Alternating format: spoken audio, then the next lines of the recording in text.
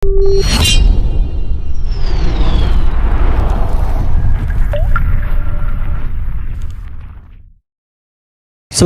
warahmatullahi wabarakatuh.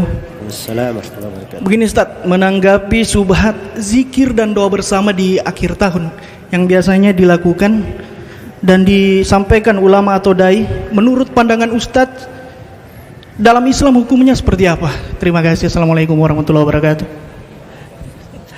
Baik. Jadi seorang itu ketika dia akan mengingkari kemungkaran, dia jangan jatuh kepada kemungkaran yang lain. Jelas ya? Jadi artinya kalau kita buat zikir, sholat tahajud bersama di akhir tahun, itu sama aja kita ikut merayakan namanya. Ya, cuma yang sana merayakannya dengan apa? Petasan di jalan dan seterusnya. Ini merayakannya dengan pengajian dan sholat. Jelas ya? Dan tidak ada di dalam syariat kita apa yang dinamakan zikir bersama di akhir tahun atau melakukan sholat tahajud bersama di akhir tahun atau pengajian di akhir tahun. Itu tidak ada.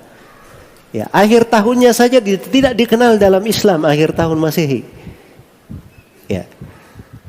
Baik, itu sudut yang pertama. Sudut yang kedua, kita mengingkari terhadap orang-orang yang melakukan petasan dan seterusnya. Kenapa mengingkarinya? Karena ini mengganggu orang, ribut. Yang zikir bersama juga ribut-ribut juga.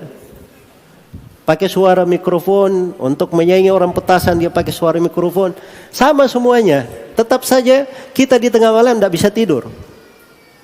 Kan bersyirikat dalam mengganggu namanya. Iya. Dan itu tidak diperbolehkan.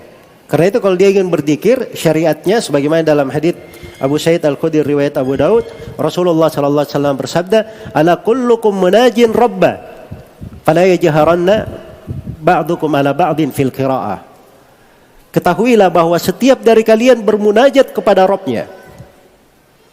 Maka jangan sekali-sekali sebagian di antara kalian mengangkat suaranya di atas sebagian yang lain. Jelas ya? Karena itu solusinya apa? Solusinya tinggal di rumah. Iya. Itu solusi untuk semua fitnah seperti itu. Diriwayatkan oleh Imam Tirmidzi dari Uqbah bin Amir Al-Juhani radhiyallahu taala anhu, beliau bertanya kepada Nabi sallallahu alaihi wasallam, "Ya Rasulullah, man najah?" Wahai Rasulullah, apakah jalan keselamatan?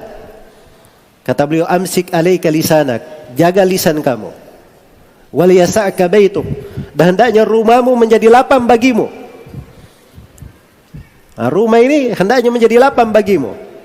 Wabaki ala khati'atik, dan tangisi dosa-dosamu. Tangisi dosa-dosa kamu. Nah, itu jalan keselamatan. Dan diriwayatkan oleh Imam Muslim dari Ma'qil bin Yasar radhiyallahu taala anhu, Rasulullah sallallahu alaihi wasallam bersabda, "Al-ibadatu fil haraj kahijratin ilayya." Beribadah di masa fitnah itu bagikan berhijrah kepadaku. Jadi masa orang-orang melakukan kemungkaran berbagai fitnah di akhir tahun, kalau dia di rumahnya beribadah kepada Allah, sekurang-kurangnya dia tidur untuk tidak mendengar kemungkaran, itu dia dapat pahala. Dia tidur ya dengan niat supaya dia tidak mendengar dari kemungkaran-kemungkaran, tidak ikut merayakan, tidurnya itu dapat pahala. Sekurang-kurangnya dia tidur. Iya, dan ini dikatakan oleh Nabi, ibadah di masa fitnah bagikan berhijrah kepadaku. Baik, kemudian yang ketiga, solusi itu tidak boleh dipikir sendiri. Di dalam syariat itu semuanya sudah dijelaskan. Hal yang baik sudah diterangkan, hal yang buruk saja sudah diterangkan di dalam agama. Karena itu jangan membuat solusi-solusi sendiri yang tidak ada dalil dan tuntunan di dalamnya. Mungkin itu 3 sudut untuk pertanyaannya, wallahu taala alam.